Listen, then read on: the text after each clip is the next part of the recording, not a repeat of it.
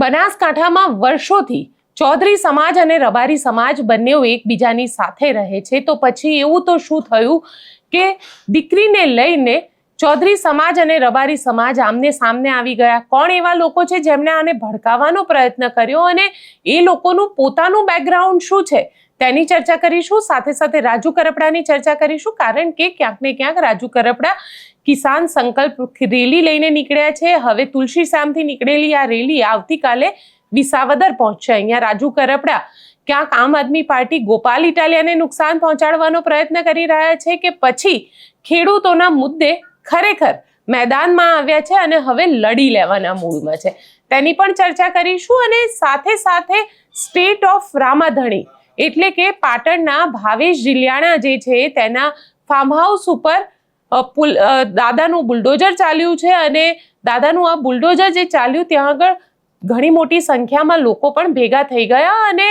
જે આરોપીઓને પકડવામાં આવ્યા હતા એ આરોપીઓને જાહેરમાં તેમને મારવામાં આવ્યો. પોલીસ દ્વારા તેમના હાથ બાંધવામાં આવ્યા, તેમને મારવામાં આવ્યો. આને લઈને હવે એક ચર્ચા શરૂ થઈ છે અને આ ચર્ચા છે કે શું ખરેખર આરોપીઓને આવી રીતે પોલીસ જાહેરમાં મારી શકે છે? કારણ કે જો આવી રીતે જાહેરમાં મારે તો પોલીસ પણ ગુનેગાર સાબિત થાય છે. તો તેની વાત આ રિપોર્ટમાં કરીશું. નમસ્કાર, હું છું ગોપી ગાંગર અને આપ જોઈ રહ્યા છો નિર્ભય ન્યૂઝ. બનાસકાંઠામાં વર્ષોથી ચૌધરી સમાજ, રબારી સમાજ, ઠાકોર સમાજ આ બધા જ સમાજ ભેગા થઈને એક જ ગામમાં રહે છે. કોકના સારા નરસા બધા જ પ્રસંગમાં બધા જ સમાજના લોકો સાથે મળીને કામ કરતા હોય છે અને સાથે મળીને પરિવારની ભાવનાથી અહીંયા આગળ કામ પતાવતા પણ હોય છે.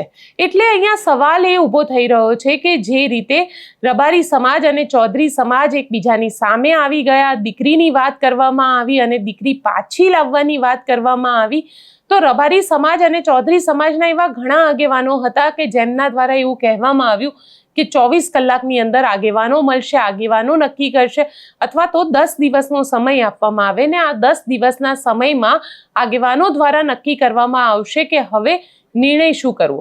પરંતુ એવા ઘણા લોકો છે કે જેણે આ આખું વાતાવરણ દોડવાનો પ્રયત્ન કર્યો. તેમની વિરુદ્ધમાં પોલીસે FIR તો રજીસ્ટર કરી લીધી છે, પરંતુ હવે ચૌધરી સમાજનું જે ગ્રુપ છે એ ચૌધરી સમાજના સોશિયલ મીડિયા ગ્રુપની અંદર એક વિડીયો, એક મેસેજ વાયરલ થઈ રહ્યો છે અને આ મેસેજ છે શીતલ ચૌધરી ઉર્ફ સીતા ચૌધરીના નામનો. કારણ કે આ જે મેસેજ વાયરલ થઈ રહ્યો છે તેની અંદર કહેવામાં આવી રહ્યું છે કે જે વખતે આ આખું સંમેલન મળ્યું હતું ત્યાં આગળ આ લોકો બોલી રહ્યા હતા અને શીતલ ચૌધરી દ્વારા એવું કહેવામાં આવ્યું કે આજે ને આજે 1 કલાકની અંદર આ દીકરીને પરત લાવવામાં આવે. આજે શીતલ ચૌધરીને લઈને જે મેસેજ સોશિયલ મીડિયા ઉપર વાયરલ થઈ રહ્યો છે તે મેસેજની જો વાત કરવામાં આવે તો આ મેસેજની અંદર એવું સ્પષ્ટ રીતે લખવામાં આવી રહ્યું છે કે શીતલ ચૌધરી જે છે ઉર્ફ સીતા એ આપણી સમાજના છે, પણ તેમનો ઇતિહાસ આપ જાણો છો? આ પ્રકારનું લખવામાં આવ્યું છે. તેમના લખવામાં આવ્યું છે કે એમનું મૂળ ગામ જેલાણા છે, જે સુઈગામનું છે. શીતલના મામાનું ઘર ખડોલમાં છે એટલે કે સુઈગામમાં છે અને પોસાડ જે છે એ વાવમાં છે. અને શીતલબેનના પ્રથમ લગ્ન જે હતા તે તેમના ભાઈ સાથે સાટા પાટામાં કરવામાં આવ્યા હતા. જ્યારે 2 વર્ષ પછી તેમના છૂટાછેડા થઈ ગયા. પછી 2 વર્ષ બાદ તેમને કચ્છના એક ગઢવી સાથે પ્રેમ વિવાહ કરેલા હતા, ત્યાં પણ 2-3 વર્ષ રહીને છૂટાછેડા થઈ ગયા છે. અને ખોડલ ગામમાં મામાના ઘરે પરત આવી મોગલમાના કાળા કપડાં પહેરી સેવા કરવાનું નાટક કરેલું હતું. ત્યારબાદ જામનગરની આજુબાજુના કોઈ કડવા પટેલ સમાજના ભાઈ સાથે તેમને ફરીથી પ્રેમ લગ્ન કર્યા છે.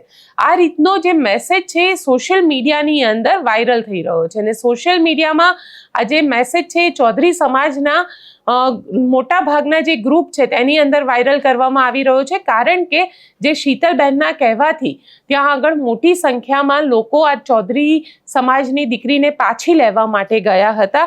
ત્યાં પહોંચવાથી વાતાવરણ દોડાયું, પોલીસ દ્વારા લાઠીચાર્જ કરવામાં આવ્યો, સામે પથ્થરમારો કરવામાં આવ્યો અને સ્થિતિ એ થઈ કે ઘણા બધા લોકો તેમાં ઘાયલ થયા. હવે અહીંયા અમે એ જ પૂછવા માંગી રહ્યા છે કે આવા લોકો જે ઉશ્કેરણી કરી રહ્યા છે, જે લોકો એવું કહી રહ્યા છે કે અમને અત્યારે ને અત્યારે દીકરી પાછી જોઈએ છે, એવા લોકોને અમે પૂછવા માંગી રહ્યા છે કે શું ખરેખર આ એ વાતનું સમાધાન હતું ખરું? કારણ કે ત્યાં આગળ જે લોકો ગયા, જેમ ઘાયલ થયા, જો એમાંથી કોઈનું મૃત્યુ થયું હોત તો કોકના ઘરનો દીવો ઓલવાઈ ગયો હોત, અથવા તો કોકના જીવનભરનો સહારો જતો રહ્યો હોત. હવે પોલીસ દ્વારા 16 લોકોની વિરુદ્ધમાં FIR કરવામાં આવી છે. આ FIR પણ એવા લોકોની વિરુદ્ધ કરવામાં આવી છે જેમાંથી 800 થી 1000 લોકોનું ટોળું પણ કહેવામાં આવ્યું છે. પોલીસે અત્યાર સુધી 63 લોકોની ધરપકડ કરી છે અને આ અટકાયત જે કરવામાં આવી છે તેમાં એવા લોકોના ઘરના પણ છે કે જે લોકો ત્યાં આગળ માત્ર આમના કહેવાથી ગયા હતા. એટલે ક્યાંક ને ક્યાંક હવે એ લોકોને એક આખી કાનૂની પ્રક્રિયામાંથી નીકળવું પડશે, તેમને જામીન માટે એપ્લાય કરવું પડશે, તેમને કદાચ જેલ પણ જવું પડે, કારણ કે આની અંદર ધાર્મિક ભાવનાઓ ભડકાવવાનો અને સમાજ માટે વૈમનસ્યના આરોપ લગાવવામાં આવ્યા છે પોલીસ દ્વારા જે FIR કરવામાં આવી છે. હવે આમની આ જે કાનૂની લડાઈ છે, શું આ શીતલબેન ચૌધરી દ્વારા લડવામાં આવશે? આવા જે આગેવાનો છે જે ઉશ્કેરણી કરતા હતા, શું તેઓ લડશે? જે ઘાયલ થયા છે, ભગવાન ના કરે એમાંથી કોઈનું પણ મૃત્યુ થયું હોત તો શું આ લોકો તેમની આ જીવન જવાબદારી લેત? ખરેખર તો આપણે સમાજના લોકોએ વિચારવાની જરૂર છે કે આવા લોકોની ઉશ્કેરણીમાં આવીને આપણે શું કરી બેસીએ છીએ.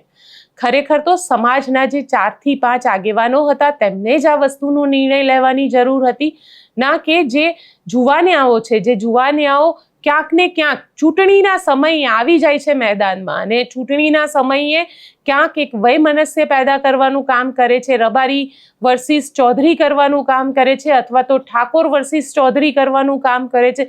આ પ્રકારનું જે કામ કરે છે તેમનાથી ચેતવો, કારણ કે આ બધા ચૂંટણીના સમયમાં આવી જાય છે અને ચૂંટણીના સમયમાં આવી રીતે કરી અને કોકને ને કોકને રાજનૈતિક ફાયદો અપાવવાનો પ્રયત્ન કરવામાં આવે છે. પરંતુ જે ઘણા બધા એવા નેતાઓ છે, ઘણા બધા એવા આગેવાનો છે જેણે આ આખી ઘટનામાં સાચવીને ખૂબ ધીરજ રાખીને કામ કર્યું છે અને ધીરજ રાખીને કામ કરવાના કારણે ક્યાંક ને ક્યાંક આજે આખી બબાલ હતી તે ઓછી પણ થઈ છે. એટલે કે ત્યાં આગળ હવે કંટ્રોલ આવી ગયો છે, ત્યાં આગળ સ્થિતિ સચવાઈ ગઈ છે.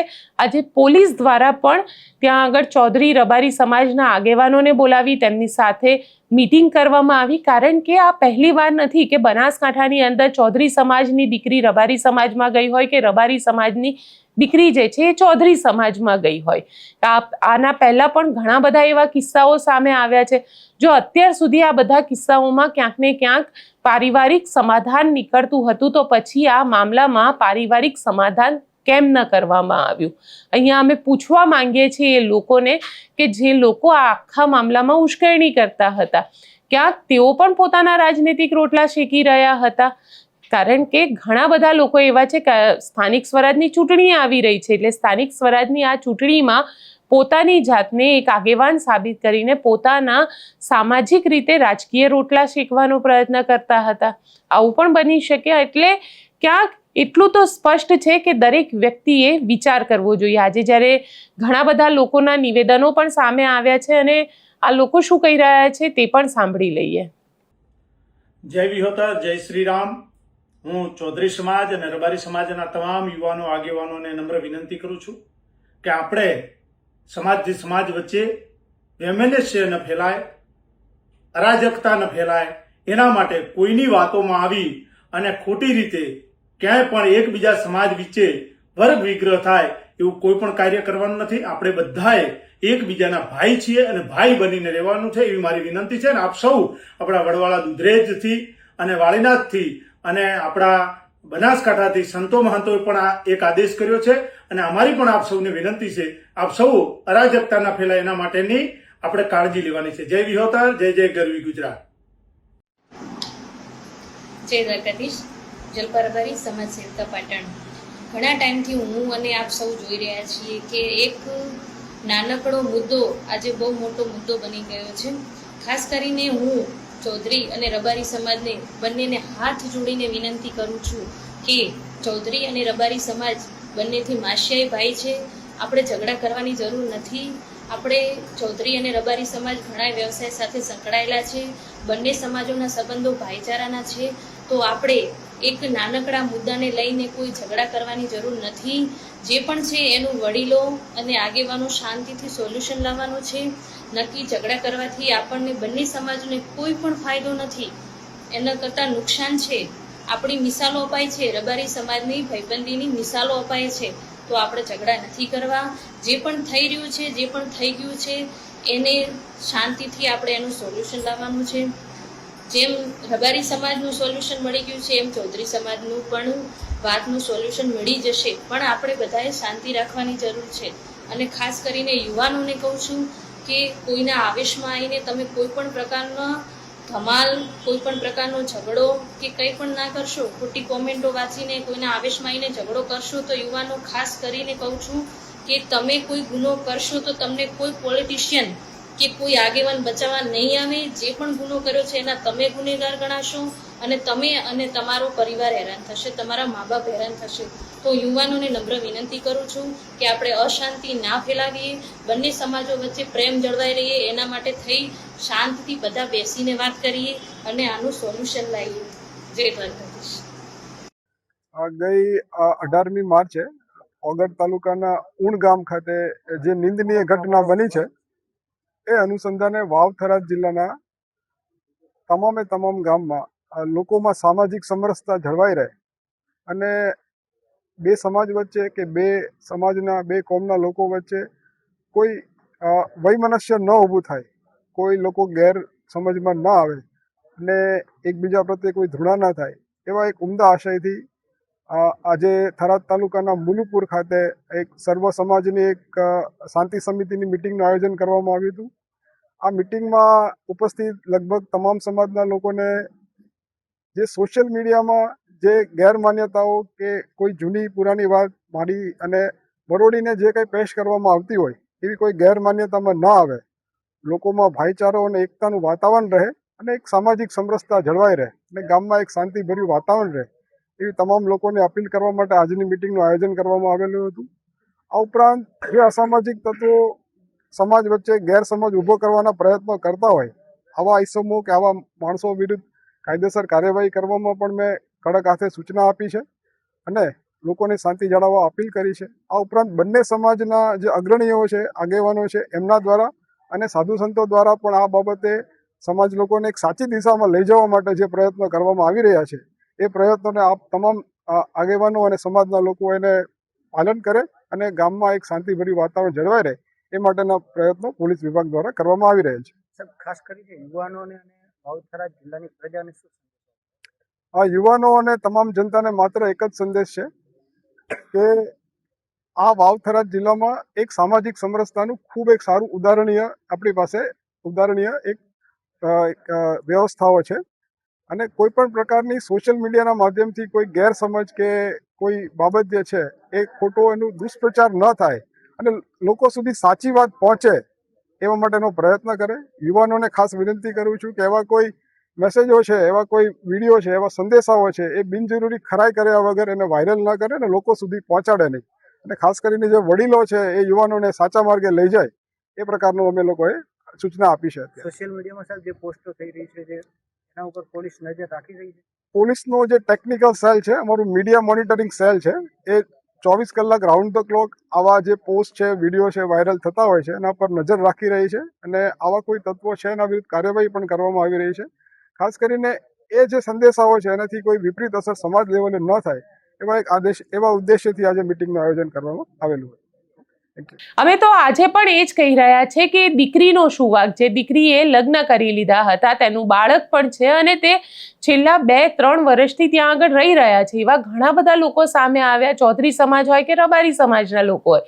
આ લોકો એવું કહી રહ્યા છે કે મારી દીકરી 4 વર્ષ પહેલા જતી રહી, મારી દીકરી 3 વર્ષ પહેલા જતી રહી, મારી દીકરી 5 વર્ષ પહેલા જતી રહી અને હવે અમને અમારી દીકરી પાછી જોઈએ છે. આ વાત કેમ હવે ઊભી થઈ રહી છે? શું સમાજ આને વિચારતું નથી? સમાજ શું પોતાના જ જાતિના તાણાવાણાને લઈને બેસી રહેલું છે?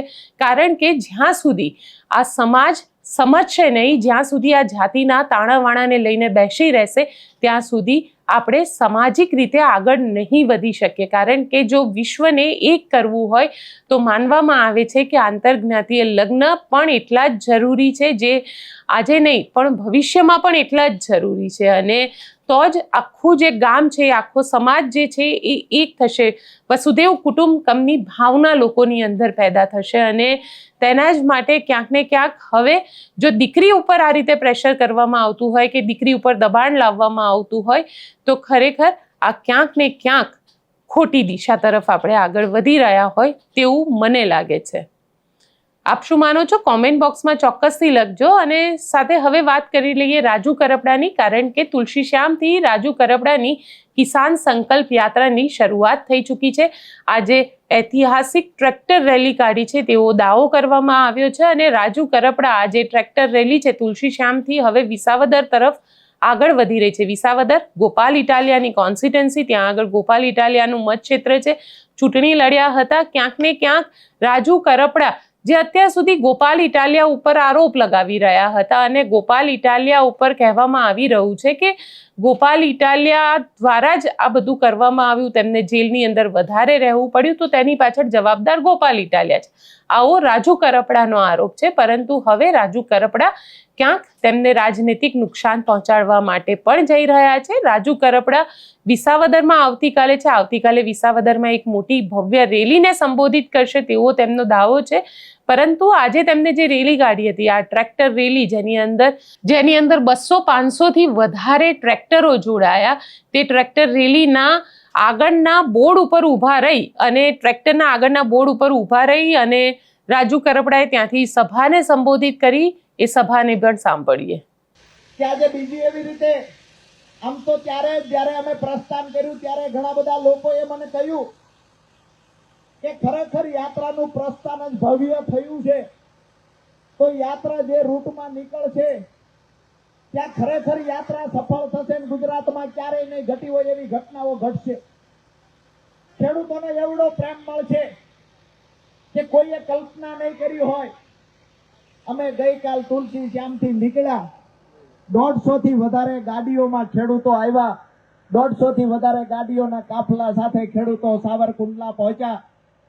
સાવરકુંડલા આવ્યા અને જે ગઈકાલે વરસાદ પડ્યો, માવઠું થયું, જેને લઈ અને ખેડૂતોને પાક નુકસાન થયું છે, બાગાયત પાકમાં પણ નુકસાન થયું છે, તો યાત્રાને સાવરકુંડલા રોકી અને આજે હું કલેક્ટરને પહેલા રજૂઆત કરવા ગયો હતો કે અમારા ખેડૂતોને પાક નુકસાન હોય તેને વળતર મળવું જોઈએ. અમારી માંગણી છે કે ખેડૂતોને બાગાયતમાં જે કેરીના પાકમાં નુકસાન છે એને પણ વળતર મળવું જોઈએ, કેળના પાકમાં નુકસાન છે એને પણ વળતર મળવું જોઈએ. અને જેને શિયાળુ પાક વાવ્યો તો મહા મહેનતે પાક તૈયાર થયો, ખર્ચ તમામ પ્રકારના કરી લીધા હતા, તૈયાર થયેલા પાક પર કરા પડ્યા, વરસાદ પડ્યો, પાણી ફરી વળ્યું છે, તાત્કાલિક અસરથી સર્વે થાય ને અમારા ખેડૂતોનું વળતર ચૂકવવામાં આવે.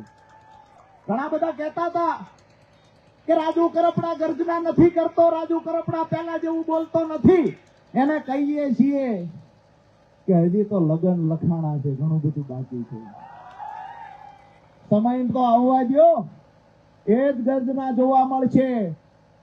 નક્કી કરી રાખજો કે ગર્જના સાંભળવા માટે પણ કાન મજબૂત જોઈએ અને કાળજું જોઈએ. માત્ર સપનની છાતીની વાતો કરવાથી આ ગર્જના નહીં સાંભળી શકાય. ઘણા બધાને આજકાલ પીડાઓ ઘણી બધી થાય છે. આજે અહીંયા જ્યારે ખેડૂત સંકલ્પ યાત્રા ચલાળા પહોંચી, મીડિયાના મિત્રોને કહીશ, કેમેરાવાળા ભાઈઓને કહીશ કે ગુજરાતના ઇતિહાસમાં ક્યારેય ટ્રેક્ટર કોઈ યાત્રામાં ભેગા ન થયા હોય એટલા ટ્રેક્ટર ભેગા આજે ચલાળા ગામમાં લોકોએ કર્યા છે. અહીંયા નજર પૂગે ત્યાં સુધી ટ્રેક્ટર ટ્રેક્ટર ટ્રેક્ટર દેખાય છે. જેવી રીતે પંજાબમાં, ઉત્તર પ્રદેશ અને હરિયાણાની અંદર ખેડૂતો ટ્રેક્ટર રેલી કાઢતા, ગુજરાતમાં પહેલી વખત એવી રીતે ટ્રેક્ટર રેલી નીકળી છે. 150 ખેડૂતો એમાં ભેગા છે. 150 ટ્રેક્ટર સાથે, 100 થી વધારે ગાડીઓ સાથે અમારો ખેડૂત જગતનો બાપ પહેલી વખત મેદાનમાં ઉતર્યો છે અને આવનાર સમયમાં પરિણામ લાવીને ચોક્કસથી રહીશું. ઘણા બધા રાજકીય પાર્ટીના લોકો વિપક્ષમાં રહીને ક્યાંક ને ક્યાંક ખેડૂતોની સહાનુભૂતિનો લાભ મેળવવા માંગે છે. એમને પણ કહીએ છીએ તમે ધીરજ રાખજો. તમારા ચાવવાના ને દેખાડવાના જુદા છે, એને પણ આવનાર સમયમાં ઉજાગર કરીશું. ગુજરાત સરકાર પાસે તો ખેડૂતોના હિતમાં માંગણી કરીશું. પરિણામ નહીં મળે તો 100% હળદળવાળી કરતાય અટકાવવાના નથી. આજકાલ ઘણા બધા રેલીઓમાં કહેતા અમે તો 108 દી જેલમાં રહ્યા. દરેક સભામાં 108 દી હાલ્યા. એલા ભાઈ 108 દી રહ્યા એમાં કર્યું છે શું? રાજુ કરપડા ખેડૂતો માટે આ ચોથી વખત જેલમાં હતો અને હું એક પણ સભામાં એ નથી બોલ્યો કે હું ખેડૂતો માટે આ 108 દિવસ જેલમાં રહ્યો. એક પણ સભામાં એટલે નથી બોલ્યો. જગતના બાપ છીએ, ખેડૂતનો દીકરો છું અને ખેડૂત આગેવાન તરીકે 35 વર્ષની મારી નાની ઉંમરમાં ખેડૂતોએ મને સ્વીકાર્યો છે. મારી ફરજ બને 108 દી નહીં, આખી જિંદગી ખેડૂતો વાય ખપી જવું પડે તો રાજુ કરપડાની પૂરી તૈયારી છે. અરે મારી જુવાનીના 8 વર્ષ ખેડૂતો માટે ઘસી નાખ્યા છે.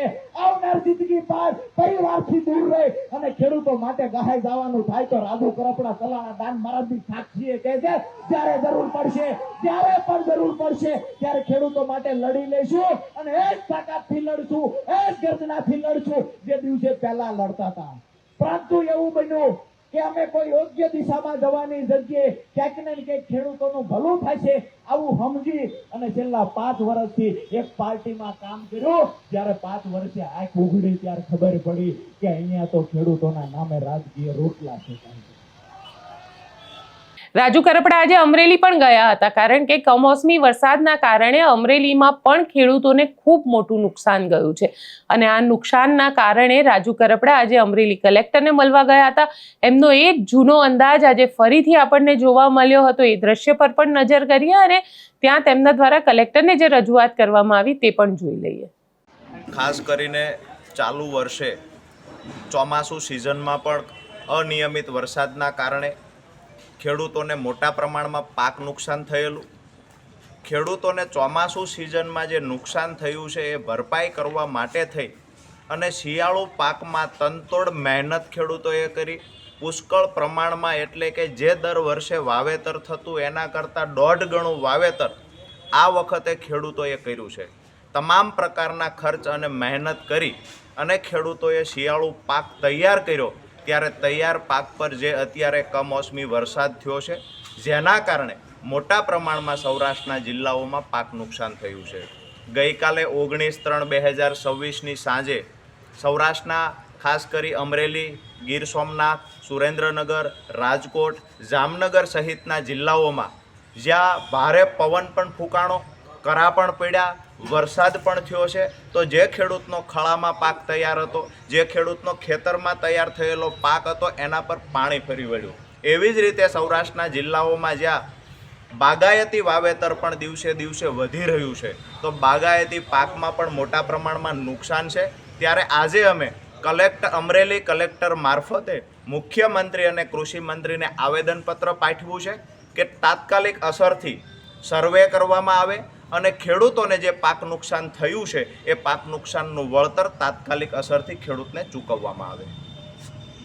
હવે વાત કરી લઈએ પાટણના જિલ્લાની. સ્ટેટ ઓફ રામાધણી લખેલું જે ફાર્મ હાઉસ છે તેના ઉપર આજે બુલડોઝર ચલાવવામાં આવ્યું. દાદાનું આ બુલડોઝર જ્યારે ચાલ્યું એનું કારણ હતું કારણ કે ભાવેશ જિલ્લા નામનો જે આ વ્યક્તિ છે તેને માથાભારે વ્યક્તિ છે. પોલીસે આખા મામલામાં 18 લોકોની અટકાયત કરી હતી, ધરપકડ કરી હતી. તેમને ત્યાં આગળ રિકન્સ્ટ્રક્શન માટે પણ લઈ જવામાં આવ્યા હતા. પણ અહીંયા સવાલ એ ઊભો થઈ રહ્યો છે કે રિકન્સ્ટ્રક્શન માટે જે વખતે તેમને લઈ જવામાં આવ્યા હતા ઘટના સ્થળ ઉપર જે જિલ્લા ફાર્મ હાઉસ છે ત્યાં આગળ, તે વખતે તેમના હાથ બાંધેલા હતા, તેમને દંડા મારવામાં આવી રહ્યા હતા અને આ જે દ્રશ્ય સામે આવ્યા હતા તે જોઈને જે માનવ અધિકારની વાત કરનારા લોકો છે તેમાં એક ચર્ચાનો વિષય બન્યો કે શું ખરેખર પોલીસ આવી રીતે જાહેરમાં કોઈ આરોપીને મારી શકે ખરા? કારણ કે આ આરોપી છે, હજી સુધી ગુનેગાર સાબિત નથી થયો અને આ આરોપીને હજી તો કાનૂની લડાઈ લડવી છે. પોલીસે એને સાબિત કરવાના છે કે આ લોકો આરોપી તરીકે ત્યાં આગળ હાજર હતા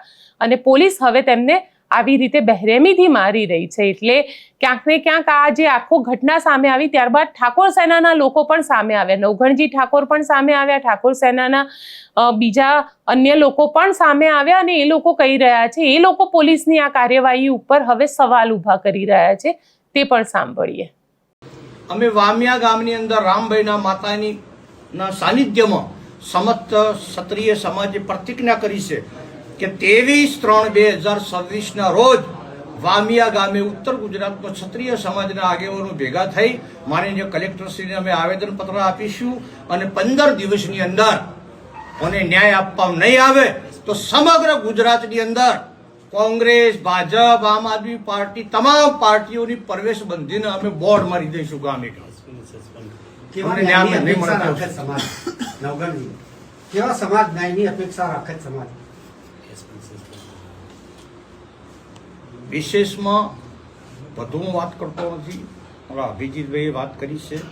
કાયદાની રીતે અમે લડીશું, ન્યાય મેળવી જંપીશું અને આ કૃત્ય એક ગુજરાતમાં ક્ષત્રિય સમાજને દબાઈ દેવા માટેની જે ફોર્મ્યુલા ચાલે છે એ ફોર્મ્યુલાનો પર્દાફાશ અમે કરીશું અને આખરી દમ તક લડીશું.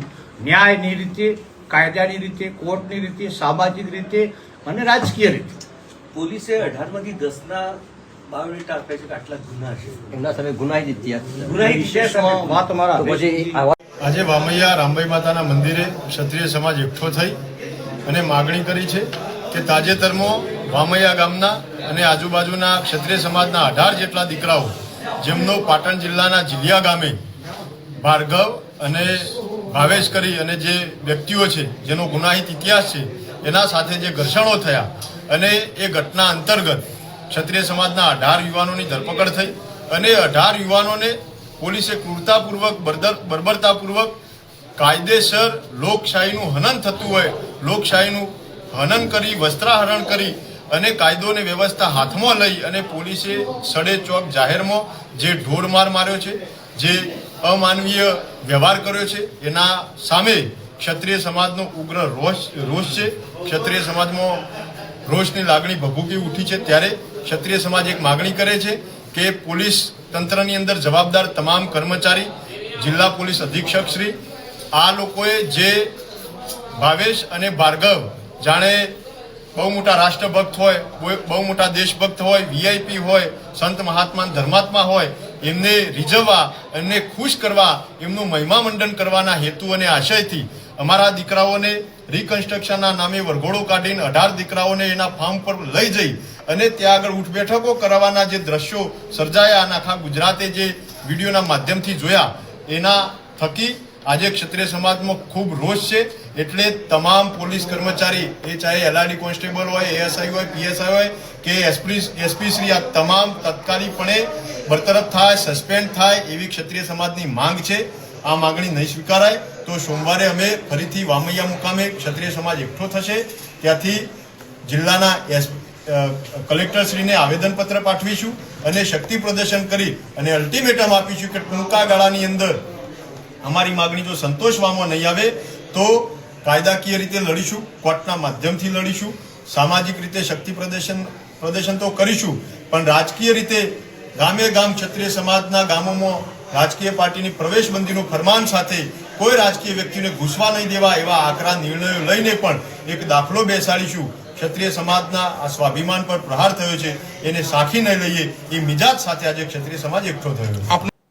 આજે દાદાની બુલડોઝર કાર્યવાહી થઈ. બુલડોઝર કાર્યવાહીમાં આખા ફાર્મ હાઉસના જેટલા પણ ઇલીગલ એરિયાઝ હતા એ બધાને તોડી દેવામાં આવ્યા. ત્યાં મોટી સંખ્યામાં બુલડોઝર પહોંચ્યા હતા અને ત્યાં જ્યારે કાર્યવાહી કરવામાં આવી હતી ત્યારે પોલીસ પણ હતી અને સાથે સાથે જે અન્ય લોકો હતા, જે તંત્રના લોકો છે, સરકારી લોકો, તે પણ ત્યાં આગળ હાજર હતા અને બુલડોઝર કાર્યવાહી ત્યાં આગળ કરવામાં આવી. સ્ટેટ ઓફ રામાધણી જેટલું પણ ઇલીગલ હતું તેને તોડી દેવામાં આવ્યું. તો અમારો સવાલ તો એક જ છે કે આ જે બનાવવામાં આવ્યું છે એ તો ઘણા સમયથી બનાવવામાં આવ્યું હતું અને આને ત્યાં આખી ઘટના ન ઘટી હોત જો તો કદાચ અત્યારે પણ પોલીસ કે સરકારને એવું ન સૂઝ્યું હોત કે ઇલીગલ છે એને તોડી દેવામાં આવે, તે એમનું એમ જ રહેત.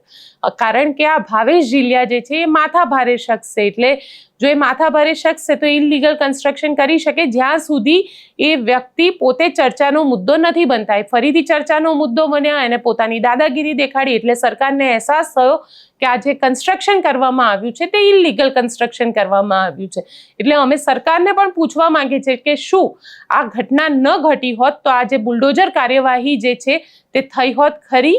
કારણ કે ઇલીગલ કન્સ્ટ્રક્શન છે. અત્યારે જો ઇલીગલ કન્સ્ટ્રક્શન છે તો પહેલા પણ ઇલીગલ કન્સ્ટ્રક્શન હોત, તો આ કાર્યવાહી કેમ સરકાર જ્યારે આ પ્રકારની ઘટના થાય છે ત્યારે જ જાગે છે? આપ શું માનો છો મને કોમેન્ટ બોક્સમાં ચોક્કસથી લખીને જણાવજો, અને અમારી ચેનલ નિર્ભય ન્યૂઝને લાઇક, શેર અને સબસ્ક્રાઇબ કરવાનું ભૂલશો નહીં. આભાર.